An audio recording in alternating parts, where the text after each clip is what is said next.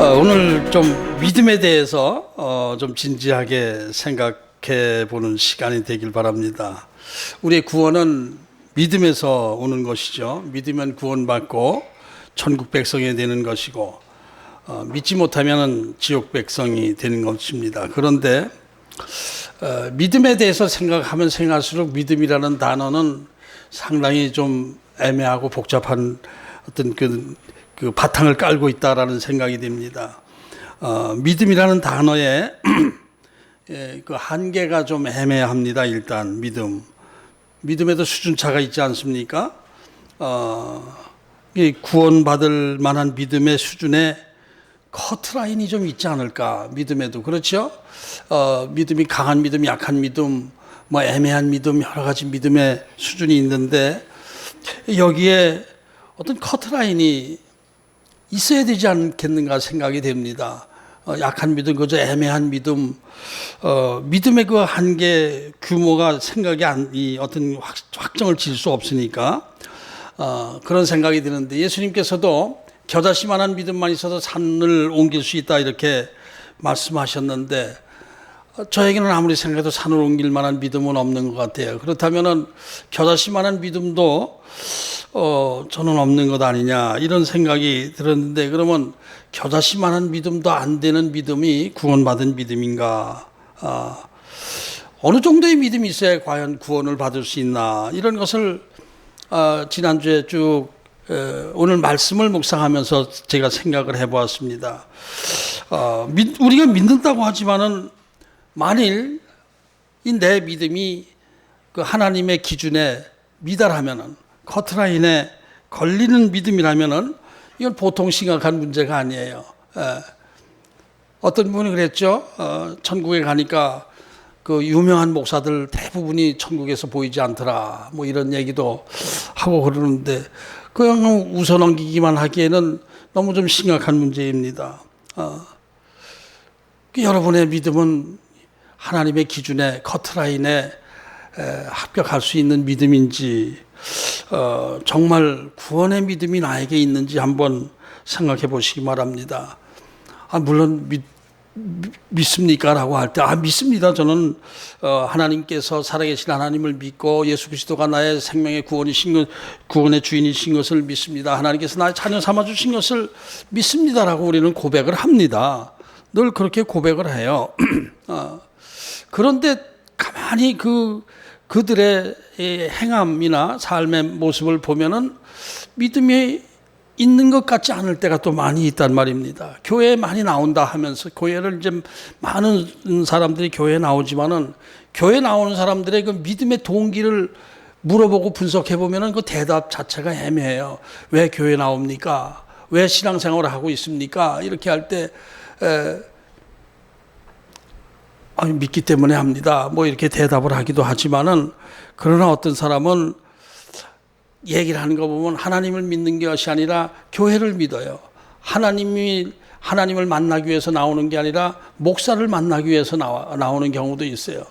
목사님 설교가 좋아서 나오고 있습니다. 그 이상의 어떤 그 생각에 진전이 없어요. 그냥 목사의 설교가 좋아서 나옵니다. 하나님을 믿느냐? 글쎄, 뭐 하나님 뭐 계시겠죠. 뭐 이렇게 생각을 하고 있는 사람들이 많아요. 그리고 난 친구 따라서, 친구 때문에 나옵니다. 애인이 여자친구가 나오라고 그래서 여자친구 만나러 나오고 있습니다. 이런 사람들도 있고 그래요. 그러면서 교회 나와요.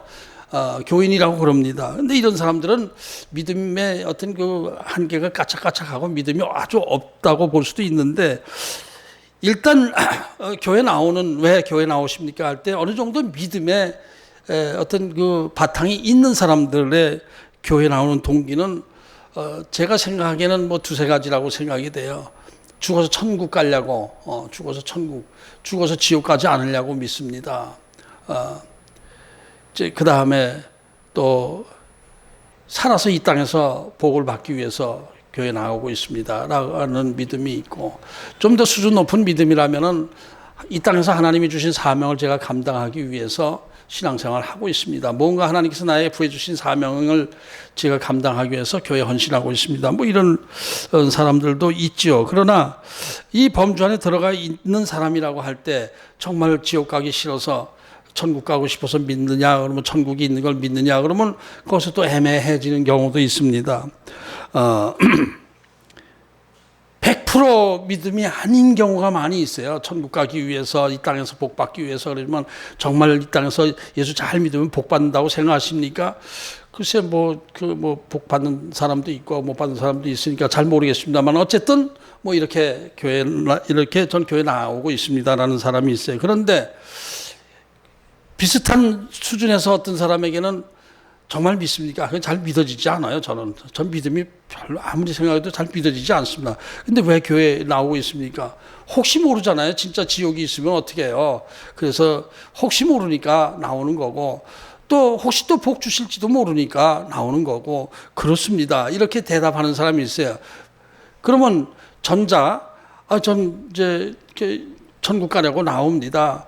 또 이 땅에서 복 받으려고 나옵니다 하는 사람과, 전 믿어지지 않지만 혹시 모르니까 교회에 나오고 있습니다. 지옥 갈지도 모르고 복 받을지도 모르고 해서 나오고 있습니다 하는 그 두 부류의 차이는 있습니까? 없습니까? 다 거기서 거기 왔다 갔다 하지 않아요?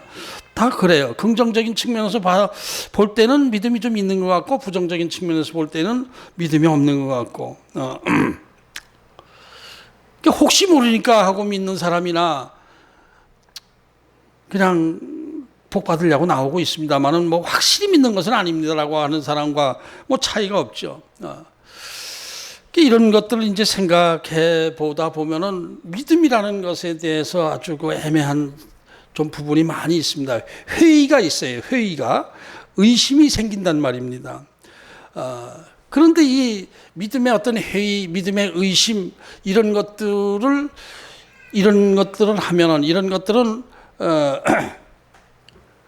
그것은 죄일까? 이것은 무조건 잘못일까? 근데 그 잘못이라고만 얘기할 수도 없어요. 회의 가운데 믿음을 추구하는 성향이 또 있지 않습니까? 그렇다면은 그 의심하는 가운데 자꾸 분석하고 믿음을 추구하는 것도 믿음의 한 과정이다, 이렇게 볼 수가 있어요. 성 어거스틴이 이렇게 말을 했습니다. 그리스도인의 신앙은 믿으면서 생각하고 생각하면서 믿는 것이다. 생각하는 믿음을 어거스틴이 얘기를 했단 말이에요. 이것도 우리에게 필요한 믿음이다라는 생각을 하게 됩니다. 바울이 2차 전도 여행 때에 유럽으로 건너갔죠. 유럽으로 건너서 빌립보, 데살로니가를 거쳐서 베레아로 갔습니다. 근데 성경에 보면, 사도행전에 보면은 베레아 사람들이 아주 점잖은 사람들이라 이 예수에 대해서 처음 들어보는 사람인데, 사도 바울이 예수 그리스도의 십자가 복음을 전할 때에 과연 그러한가 하고 계속 묵상하면서 예수님을 받아들였다 이랬잖아요. 이 베레아 사람들의 신앙, 깊이 묵상하면서 받아들이는 신앙, 이것도 상당히 중요한 신앙입니다. 그러니까 믿음에도 이 무작정 아멘하고 받아들이는 스타일이 있는가 하면은 과연 그러한가라고 하면서 늘상 질문을 던지면서 생각하면서 믿는 신앙이 있습니다. 이게 어떤 믿음이 더 좋은 신앙일까요? 무조건 아멘하고 믿는 신앙과 과연 그러한가? 이렇게 생각하면서 이것은 좀 내가 좀 잘 믿어지지 않는데 이것은 어떻게 받아들여야 되겠습니까? 이렇게 하는 신앙과 어떤 것이 더 좋은 신앙일까요? 어거스틴은 생각하면서 믿는 신앙을 얘기했기 때문에 그래도 뭔가 이 생각하면서 믿는 신앙을 좋게 말하는 것 같은데, 그런데 이제 자꾸 생각하다 보면, 이성적으로 머리로 생각하다 보면은 머리로 생각하면서 믿으려고 하다 보면은 이게 믿어지지가 않아요. 이성적으로 믿어지지가 않는 때가 많단 말입니다. 의문이 자꾸 생기는 것을 부인할 수가 없어요. 그러면 이것은 어떻게 해야 되는가? 이런 상태에서는 어떻게 해야 되는가? 이런 믿음이 이게 지옥 가는 믿음인가? 죄인가? 아닌가? 이런 것들을 한번 생각해 보게 됩니다. 이때 어떤 사람은 이렇게 잘 안 믿어질 때, 주여 저는 이런 것들이 지금 잘 안 믿어지는데요. 저에게 좀 믿음을 주시옵소서, 믿어지게 해 주옵소서, 이렇게 기도하면서 믿어지지 않아도 그 어떤 믿음을 추구하는 성향이 있고, 믿어지지 않는다고 해서 떠나가는 사람이 있어요. 이 차이가 분명히 있죠. 믿어지지 않고 의심이 생기면서 자꾸 믿음을 향해서 추구하는 사람, 이 사람은 의심하지만은 이 사람은 믿음이 없다고 볼 수가 없습니다.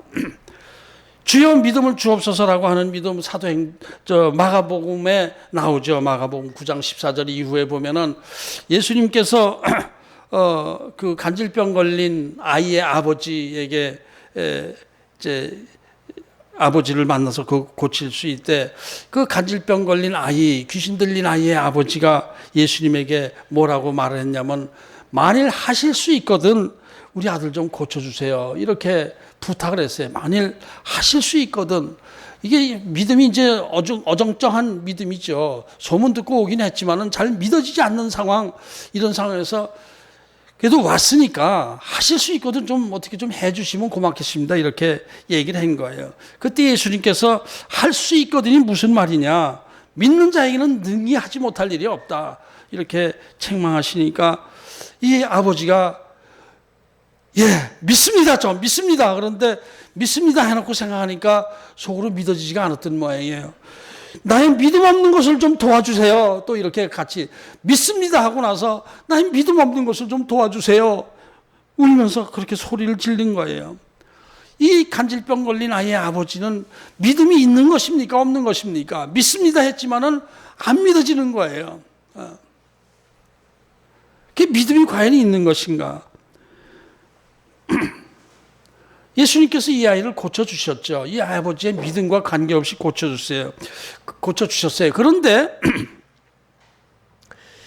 어차피 100% 믿음이, 우리가 100% 믿음을 가지고 못하고 있다면은 이런 믿음도 믿음의 어떤 정도가 있지 않느냐라는 생각을 할 수가 있습니다. 정말 진짜 믿음이 없는 사람이라면은 야, 안 되겠다, 이 사람 아무래도 사기꾼 같다, 야 가자, 이 사람한테 뭐 부탁해봐야 소용없을 것 같다, 그러고 갔을 거 아니에요. 그런데 그러지 않고 끝까지 믿습니다 하면서 믿음 없는 것을 도와주세요 하는 것은 믿음을 향해서 추구하고 있는 그런 믿음이죠. 믿음이 없지만 믿음을 추구하고 있는 믿음의 상태다, 이렇게 얘기할 수가 있는 거예요. 조금이라도 믿음이 있는 것이죠. 이 오스기니스라고 하는 그 신학자가 회의하는 용기라는 제목으로, 이런 회의하는 용기라는 제목으로 썼는데 아주 참 공감이 많이 가는 내용입니다.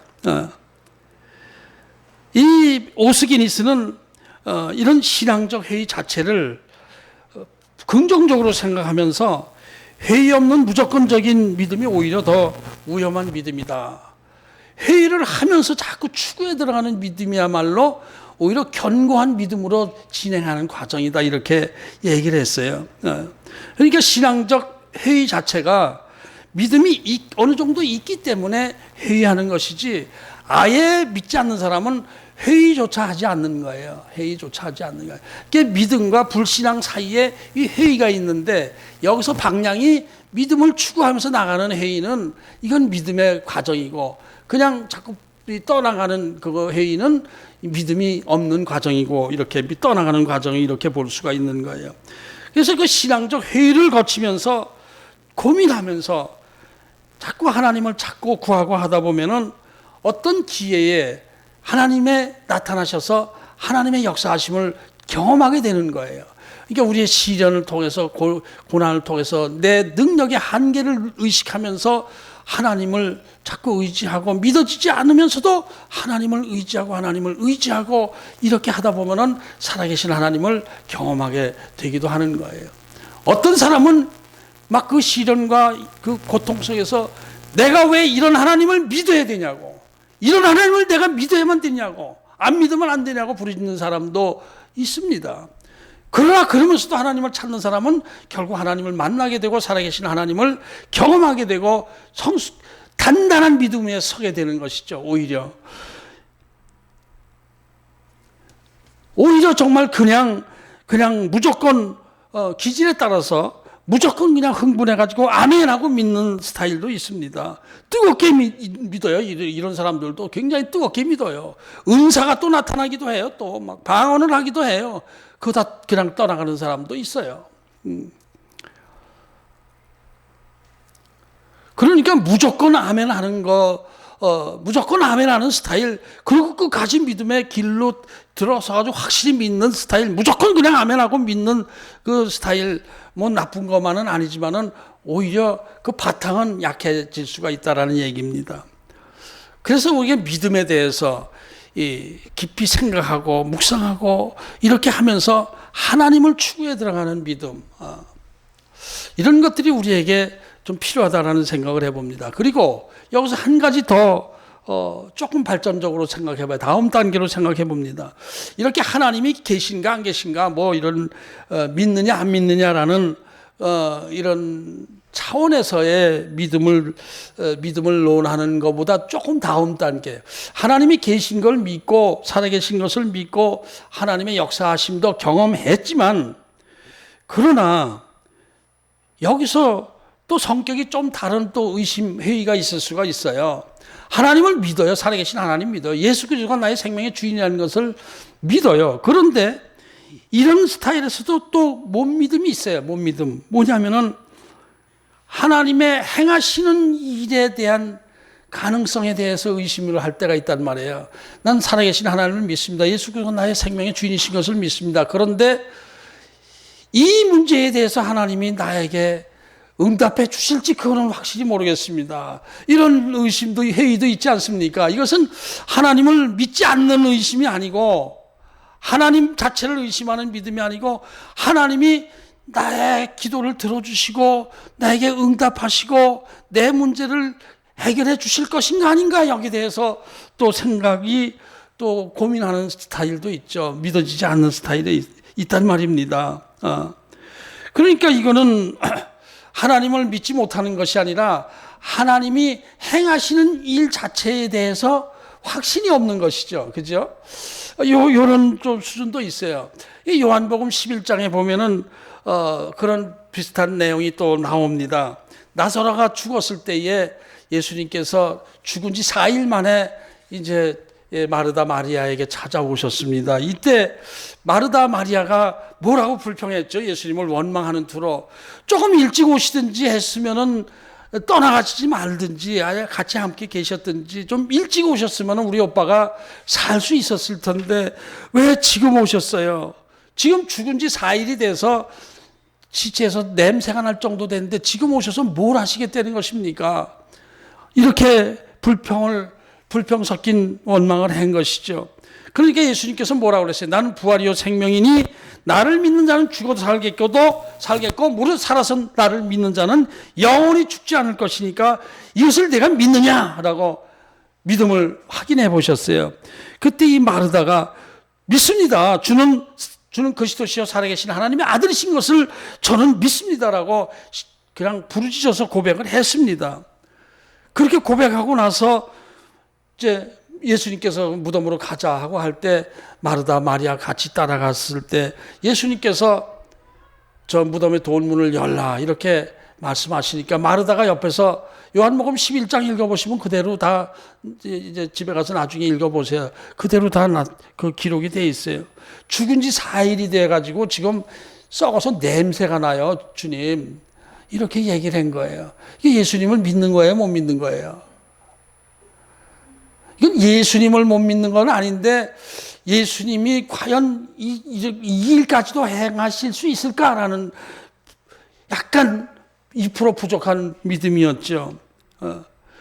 그러니까 예수님께서 뭐라고 그랬지? 만일 내가 믿으면 하나님의 영광을 본다고 내가 얘기하지 않았냐? 믿으면 하나님의 영광을 보는 거야. 왜 안 믿어? 왜 안 믿어? 이렇게 말씀하신 것이죠. 그리고 나사로를 살려주셨어요. 이거는 마르다의 믿음이, 내 믿음이 부족해서 나사로를 내가 못 살렸다라고 하지 않으신 게 아니라 마르다가 의심하고 뭐 과연 이렇게 될까라는 생각을 하면서 믿지 못할 때에도 예수님께서는 행해 주셨어요. 역사하셔 주신 것이죠. 이런 것을 보면서 우리의 믿음, 나의 믿음 수준도 그 당시에 내가 마르다 입장이었다면 나는 어떻게 했을까? 주님이라면 하실 수 있습니다라고 무조건 믿었을까? 아니면은 제 성격적으로 봤을 때 겉으로 노골적으로 주님 앞에 그렇게는 얘기하지 못했어도 예 믿습니다 믿습니다 하면서 순종을 해서도 속으로는 눈치를 봤을 것 같아. 진짜 살릴 수 있나? 진짜 살릴 수 있나? 이랬을 것 같아요. 과연 하나님께서 이런 일까지 나에게 기적을 베풀어 주실 수 있을까? 눈치 보는 기도를 여러분은 안 하실지 몰라도 저는 하고 있거든요. 지금도요. 어떤 때 저는 불가능할 것 같은 상황 속에서 내가 소원이 있을 때에는 하나님 이런 상황에서 좀 해주시면 안 되겠습니까? 하나님 이런 상황에서 좀 해주시면 안 되겠습니까? 믿습니다 주님 믿습니다. 막 부르짖어 기도해요. 혼자서 있을 때도 막 부르짖어 기도해요. 그러고 나서 이제 기도 끝나고 방에 들어가면서 믿어지나? 진짜 해주실 수 있어요? 이렇게 내가 또 속으로 중얼거리는 나를 또 발견하게 되는 것입니다. 그런데 여기서는 이제 하나님 자신을 못 믿는다기보다는 단서 조항이 뭐냐면 하나님의 뜻인가 아닌가를 내가 확실히 몰라서 그런 거죠. 하나님의 뜻인가 아닌가. 하나님의 뜻이라면 되죠. 하나님이 원하신다면 하실 수 있을 것입니다. 그런데 하나님이 원하시지 않는다면은 이렇게 또 안 될 수도 있고. 그런데 지금까지 저를 이끌어 오신 하나님이 저를 지금까지 여기까지 이끌어 오셨다면은 해 주셔야 될 것 같은데 그래도 확실히 모르겠습니다. 이런 의심이 들 때도 있고 그렇습니다. 그래서 하나님을 믿는 믿음은 뭐 있다고 하지만은 하나님께서 나의 모든 상황 속에서 하나님이 해결해 주실 수 있나 하는 것에 대해서는 늘 100% 자신감을 갖지 못하고 있는 그런 문제가 있습니다. 그래서 예를 들면 어느 성도들이 아픈데 좀 기도 좀 해주세요. 그러면은 그때 순간적으로 내 생각에 하나님 저에게 믿음을 주시옵소서. 제가 기도할 때 기도가 그냥 땅에 떨어지지 않고 응답되어서 그냥 그 하나님의 기적이 나타나게 해 주시옵소서라고 하면서 안수할 때 내 손에 힘이 꽉 들어가. 이 손에 힘이 꽉 들어가면은 이제 역사가 강하게 나타날지도 모르니까. 근데 내 손에 힘 준다고 역사가 나타납니까? 이게 하나님이 믿음을 주셔야지. 근데 그런 때는 항상 내 마음속에 믿음을 주옵소서. 간질병 걸린 아버지처럼 믿습니다라고 하면서 믿음을 주세요. 이런 두 가지 기도를 하면서 기도해 줄 때가 많이 있어요. 이런 문제는 사실 하나님을 100% 신뢰하지 못하는 믿음이라고 볼 수가 있죠. 하나님을 100% 신뢰하지 못한다. 근데 하나님의 뜻이냐 아니냐 이 자체를 믿지 못하는 것이죠. 그래서 완전한 믿음이라는 것은 100% 하나님을 신뢰하고 맡기는 것이 100% 믿음으로 나 자신이 하나님의 뜻으로 확실히 들어가야 되는 거예요. 확실히 들어가는 거예요. 마지널 퍼슨이라는 단어들을 여러분 아시죠? 이 사회학 용어인데 마지널 퍼슨, 가장자리 인생, 주변인, 변두리 인생. 이쪽과 이쪽 경계선에서 한 달인 이쪽에 걸치고 한 달인 저쪽에 걸치고 사는 가장자리 인생, 마지널 퍼슨이라고 그래요. 가장자리에서 얼쩡거리는 거예요. 어쩌면 믿음이 그렇게 될지, 우리들의 믿음이 그런 상황에 머물러 있을 수도 있어요. 가운데 이 센터에 하나님 안에 확 들어와 있는 것이 아니라 믿음과 불신앙 사이에서 왔다리 갔다리 하는 그런 모습이 있답니다. 보여지고 있는 거예요. 그래서 100% 하나님을 신뢰하는 믿음, 이것이 참 우리에게 중요하다라는 생각인데 이런 믿음은 과연 어떤 것인가? 제 생각은 이렇지만은 주님 뜻 안에 맡기겠고 어떤 상황에서도 감사하겠습니다. 어떤 상황에서도 감사하겠습니다. 금요일 날 간증을 보면서 하기선 사모의 간증 속에서 폐병으로 오랫동안 17년간 고생하는 상황 속에서 하나님께 기도하고 해서 병 고침을 받고 폐가 오른쪽 폐는 싹 망가졌고 폐병을 너무 오래 걸려서 여기도 왼쪽 폐도 상엽, 중엽, 하엽이 있는데 하엽만 요만큼 살았대요. 5분의 1이 살았대요. 5분의 1. 전체 중에서 5분의 1 기능이 살아가지고 간증을 하는데도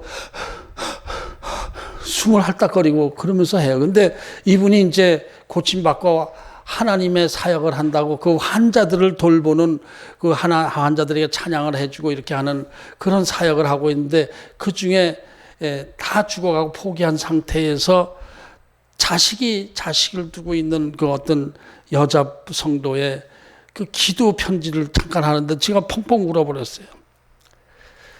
살 희망이 안 보여요. 그런데 자식 놓고 가는 건 안타깝고. 그런데 하나님 앞에 편지를 썼대요. 제가 하나님 앞에 이렇게 편지를 쓰는데 이 우편 배달부 천사가 언제 이 제 편지가 들어갈지 모르겠습니다. 그러나 들어가시거든 제 기도를 들어주옵소서. 그러나 저는 이 우편 배달부가 언제 제 편지를 하나님 앞에 갖다 드릴지는 모르지만은 저는 일단 감사하겠습니다. 저는 감사밖에 할 일이 없습니다. 이렇게 그렇게 썼대요. 그러면서 감사의 시를 쓰는 그 기도를 했다는 얘기 듣고 그래요. 이게 어찌되었든 감사하면서 하나님 앞에 맡기는 그 믿음. 이것이 진짜 믿음이 아닌가. 그러니까 하나님 앞에 100% 완전히 내려놓고 믿는 믿음, 지난주에 공부한 할례의 믿음, 완전한 할례의 믿음이 우리에게 있어야 돼. 나를 잘라버려야 돼. 내 생각을 없애버리고 하나님 앞에 맡기는 것. 이런 것이 진짜 믿음이다라고 생각이 됩니다. 그렇다고 해서 완전히 100% 맡긴다고 해가지고 하나님 무조건 알아서 하시겠죠. 그리고 기도도 안 하면 어떻게 되는 거예요? 이것도 좀 빗나간 신앙이죠. 기도는 우리가 계속 해야 돼요. 하나님의 뜻을 찾으며 구하며 기도를 해야 되는 거예요. 이럴 때 하나님의 음성을 들을 수가 있고 또 기적을 체험할 수가 있고 그런 것입니다. 그러니까 100% 신뢰하면서도 내 목적을 추구하면서 나가야 되는 것이죠. 내가 무엇을 행해야 되겠습니까? 이 상황에서 어떤 것을 행해야 되겠습니까? 이런 것을 계속 추구하면서 질문하고 기도하는 것, 이것이 건강한 믿음이라고 생각이 됩니다. 이 믿음에 대해서 쭉 생각해 봤습니다. 이게 오늘의 주제가 되고 본론이라고 볼 수가 있는데 오늘 아브라함의 믿음을 오늘 봉독한 아브라함의 믿음을 보면 약간의 결함이 오늘도 보이죠. 완전한 믿음이 아니라고 보여집니다. 하나님께서 사라의 이름을 사라라고 하라. 내가 사라를 통해서 아기를 낳게 할 것이다. 이렇게 하나님께서 말씀하실 때에 그 믿음 좋은 아브라함도 이거 하나님 지금 나이가 어떻게 되는데요? 제가 100살이고 이 사례가 90살이 돼가고 있습니다. 그냥 이스마엘이나 잘 키우도록 그냥 허락해 주십시오. 이스마엘이나 복을 주세요. 이러면서 아브라함이 엎드려서 웃었다라고 기록하고 있죠. 엎드려서 웃었다. 17절에 아브라함이 엎드려 웃으며 마음속으로 이르되 100세 된 사람이 어찌 자식을 낳을까? 사라는 90세니 어찌 출산하리요 할까? 하면서 웃었다라고 했습니다. 그런데 여기서 아브라함의 웃음의 의미를 한번 우리가 좀 진지하게 생각해 보십시다. 아브라함의 웃음의 의미는 지금 웃으면서 한 건 우리 늙은 아내를 통해서 이삭을 주신다고요? 아이고 감사해요. 그리고 웃었을까요? 아니면은 말도 안 되는 소리 하고 있네 하나님. 그리고 비웃었을까요? 어떤 거예요? 어떤 거라고 생각하세요? 여러분은?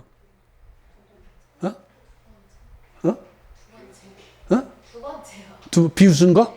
비웃었다? 믿음 좋은 아브라함이 하나님을 비웃었을까? 그렇게 하나님을 비웃은 거. 그러니까 저는 좋아서 아이고 좋아요 그러고 웃은 것도 아니고 분위기상 또 비웃었다라고 생각하기도 좀 그래요. 비웃었다는 것은 말이 좀 그래요. 아브라함이 어떻게 하나님을 비웃었을까요? 지금 여기서 하나님이 나타나서 말씀을 주신다고 하지만은 저는 이 부분을 아브라함이 기도 중에 하나님의 음성을 듣고 만나고 한 것으로 저는 그렇게 인식하면서 묵상을 계속 해봤어요. 엎드려서 마음속으로 웃었다. 이 바꿔놓고 생각해 보십시다. 우리가 바꿔놓고 생각해 봐요. 깊이 묵상해 보십시다. 아브라함이 조강지처 그 사례를 통해서 아기를 좀 낳게 해달라고 기도를 많이 했을 거예요. 많이 했을 거예요. 아브라함은 사례를 굉장히 사랑하는 남편이었어요.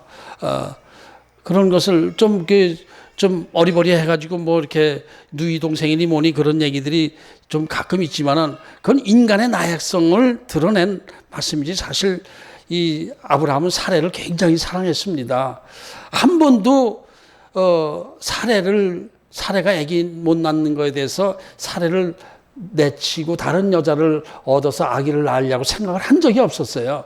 하갈을 취한 것도 사라가 얘기를 해서 그렇게 한 것이지 아브라함이 먼저 한 것이 아닙니다. 그 당시 분위기에서 아기를 못 낳는 여자는 하나님으로부터 저주받은 사람으로 간주해서 그냥 당연한 것처럼 다른 여자 얻어서 씨바지 얻어서 아기를 낳는 것이 다 흔한 일입니다. 그런데 몇십 년 동안 안 하고 그냥 사례 하나만 사랑하면서 살아왔잖아요. 그 하갈을 취하고 나서도 사라가 부탁해서 하갈을 취하고 나서도 하갈에 대해서 하갈이 그 뒤로 여러 아들 낳다는 얘기도 없어요. 이 아브라함은 훌륭한 분입니다. 훌륭한 분이에요. 아내 사라를 굉장히 사랑했던 남자라는 말입니다. 그렇다면 아내 사라에 대해서 좀 미안한 마음, 연민의 정이 없었겠습니까?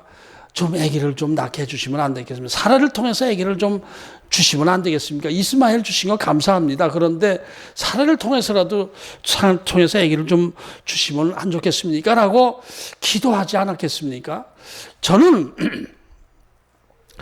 오늘 본문 말씀을 아브라함의 이러한 기도 중에 하나님이 나타나셔서 말씀을 주신 것이다.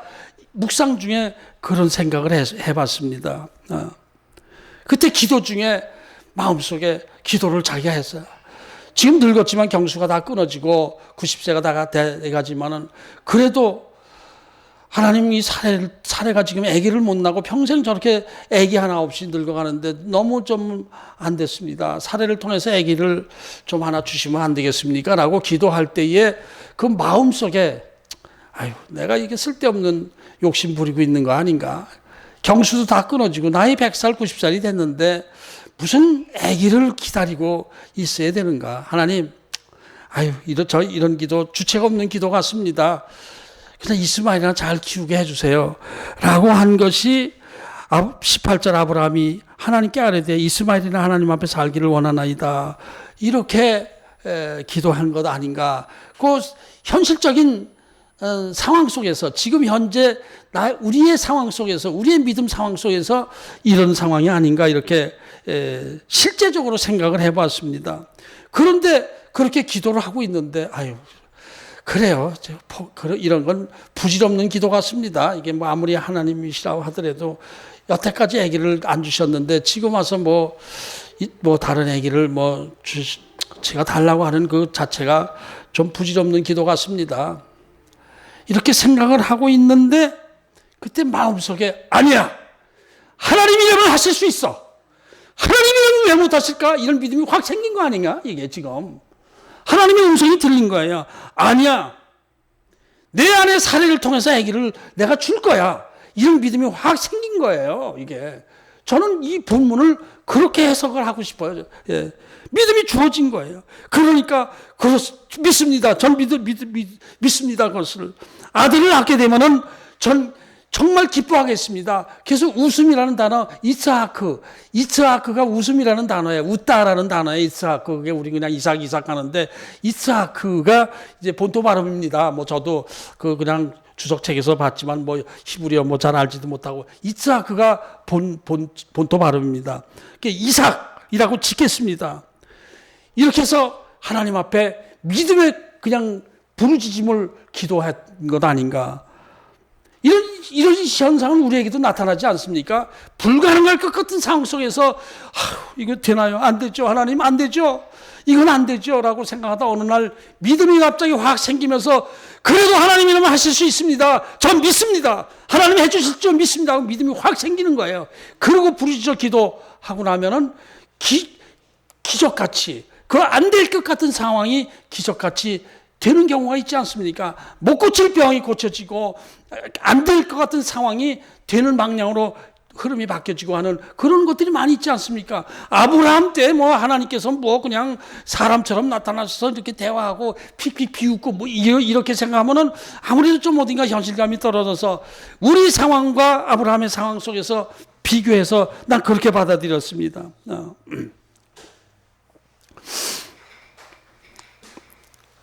그러니까 이때 이 아브라함의 믿음을 통해서 하나님께서 이삭을 잉태하게 해주신 것 아닌가. 근데 감사한 것은, 여기서 제가 또 감사한 것은, 오늘 본문에서 특별히 더 감사한 것은 하나님께서 사례에게도 복을 주시다는 약속의 말씀. 그것이 전 참 감사하고 마음에 하나님 감사합니다라는 생각이 들어요. 사례의 일생을 보아보세요. 참 치근했죠. 남편 따라서 이렇게 떠나왔어요. 남편 따라서 그 하란에서 잘 살다가 떠나왔는데 아기가 없어요. 아기가 없어요. 근데 계속 하나님 앞에 기도해도 아기가 없고, 그래서 나한테 안 주시나 보다 하고 사례를 통해서, 하갈을 통해서 이스마엘을 낳게 했는데, 그러다 보니까 또 그 하갈이 또 속도 좀 썩이고 마음이 상처를 많이 받았어요. 근데 하나님께서 하갈에게 나타나서 축복의 말씀을 주시고 했는데, 사라에게는 한 번도 여태에 나타나셔서 내가 너를 복주겠다라는 말씀이 없는데 오늘 처음 나오는 거예요.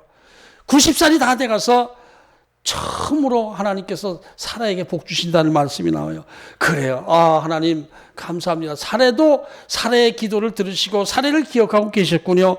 저는 그게 감사하는 마음이 들었어요. 이 사라라는 단어와 사라라는 단어는 이게 좀 애매해요. 여주인이라고 여기 이렇게 각주에 나오죠. 여주인. 이 사라 다 여주인, 공주라는 뜻입니다. 그런데 깊이 들어가 보면은 사례는 나의 공주, 나의 여주인, 나의가 들어가요. 아브라함이 사례를 굉장히 좋아해가지고 나의 공주야, 나의 공주야. 아마 아브라함이 사례를 부를 때 공주야, 공주님 이렇게 불렀을지도 몰라요. 그렇게 나의 공주, 나의 아브라함의 아내로서만 살아왔던 것인데, 사라는 나의가 빠져요. 그냥 여주인, 공주라는 의미가 있고, 좀 더 깊이 들어가면 통치자라는, 사라르라는 단어에서 유래된 사라, 그 왕후라는 의미가 섞여 있다라고 합니다. 그러니까 비슷하면서 같으면서 조금 다른 것은 나의 여주인, 나의 공주가 아니라 열국의 왕후가 되는 것, 이것을 하나님께서 말씀해 주신 거예요. 그러니까 이제 아브라함의 믿음 속에서 내 아내뿐만 아니라 이 내 아내 사라는 이제 열국의 어미가 될 것이다라는 믿음이 확 생긴 거예요. 그 아브라함도 놀랐죠. 그렇구나. 하나님께서 기억하셔서 우리 사라를 기억하고 계시구나. 사라를 통한 큰 계획을 갖고 계시는구나. 이것을 깨닫고 감사했을 거예요. 사라에 대한 내용은 다음에 또 계속 나오기 때문에 좀 다음에, 오늘 좀 길어졌습니다. 설교를 좀 짧게 하려고 했는데 또 하다 보니까 좀 길어졌는데, 우리의 기도의 자세는 어떻게 되는가? 예수님께서 항상 그 어려운 상황 속에서 예수님에 찾아와서 구할 때에 예수님께서 항상 하시는 말씀이 뭐예요? 내 믿음대로 될지어다. 내 믿음이 너를 구원했다. 이 말씀을 많이 하시죠. 그러니까 우리의 기도의 자세는 믿음의 기도를 해야 돼요. 믿음의 반응을 해야 돼요. 하나님의 응답 속에서 믿음의 반응을 해야 돼요. 알겠습니다. 믿습니다. 그렇게 될 줄로 믿습니다. 나는 할 수 없고 상황적으로는 안 되지만은 하나님께서는 해주실 수 있는 것을 믿습니다라고 이 아브라함이 부르짖어 기도할 때에 기적이 일어난 것처럼, 원래 하나님의 계획 안에 있었던 것이 그때 나타나는 것처럼 우리의 믿음의 자세도 그래야 돼요. 믿음으로 기도하고 하나님 앞에 맡기고 감사하며 신뢰할 때에 하나님의 기적의 역사가 나타나는 것, 이런 믿음을 우리가 가져야 될 줄로 압니다. 우리가 때로 그렇지 않습니까? 하나님께서 나를 사랑하시고 나에게 복을 주신 것은 틀림없는데 왜 1년, 2년, 3년, 4년 갈 때까지 하나님께서 내 기도에 이렇게 응답이 없으실까, 반응이 없으실까라고 생각할 때도 있지 않습니까? 우리가 많이 있습니다. 기도해도 하나님께서 그때마다 그래 나에게 복 줄 거다 이런 어떤 기분은 드는데 현실적으로 반응이 없을 때가 있어요. 오랫동안 기도했는데도 없을 때가 있습니다. 아마 사라도 그랬을 거예요. 그리고 포기하고 있었을 거예요. 그런데 어느 날 하나님께서 아브라함의 믿음을 통해서 사라를 통해서 네 안에 사라를 통해서 아기를 줄 것이다, 이런 말씀을 한 것처럼 우리가 좀 기도가 반응이 없고 응답이 지연된다 할지라도 하나님의 그 신실하심을 믿고 끝까지 기도할 때에 하나님의 놀라운 계획이 그 안에 있고 응답이 되어질 줄로 믿습니다. 사라의 기도를 응답하시고 아브라함의 기도를 나중에 응답하시고 하나님의 계획을 알려주신 하나님께서 저와 여러분의 그 오랜 기도, 응답하지 않는 기도, 이것도 응답해 주실 줄로 믿습니다. 사라의 입장에서 얼마나 감사했겠습니까? 이 사라에게 복을 주신 하나님은 지금 우리들에게도 그런 우리를 기억하시면서 그런 계획을 갖고 계실 줄로 믿습니다. 그래서 하나님의 반응이 당장 없다 하더라도 우리의 기도를 기억하시면서 응답하시기를 때를 기다리시는 하나님을 믿고 끝까지 맡기고 신뢰하면서 내 기도의 편지가 언제 하나님 앞에 도착될 것입니까? 잘 모르겠습니다. 그러나 저는 일단 감사하겠습니다 라면서 기도하는 우리의 믿음이 되기를 축원합니다.